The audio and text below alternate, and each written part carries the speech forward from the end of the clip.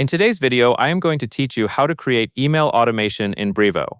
To get started, log into your Brevo account and take a moment to confirm you are in the main dashboard.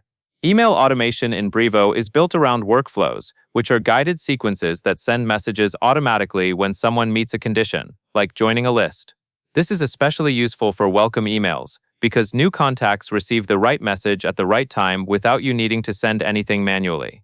First, go to the Automation section, then open Workflow. This is where you create and manage automated sequences. Once you are in the workflow area, click Create an Automation.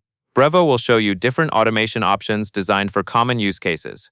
Next, choose Welcome Message, then click Create Automation. The Welcome Message workflow is a good starting point because it is already structured for new subscribers. It helps ensure that anyone who joins your audience receives a consistent first email, which can improve engagement and set expectations early. After that, select your list. This list is the group of contacts who will enter the automation.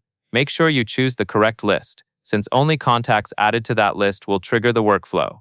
Once your list is selected, you will move on to the time delay setting.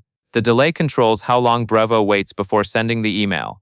A short delay is often helpful if you want the message to feel immediate, but you can set a longer delay if you want to space out communication. Then select your email template and click Next. Your template is the actual email content that will be sent. Choose a template that matches your brand and includes a clear welcome message. It is also a good idea to quickly review the template for correct links, formatting, and personalization fields, so the email displays well for recipients. Finally, click Activate the Automation.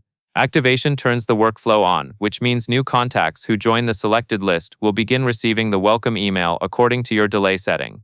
Once it is active, avoid making major changes without double-checking your settings, so you do not disrupt the experience for new subscribers. And that is all there is to it.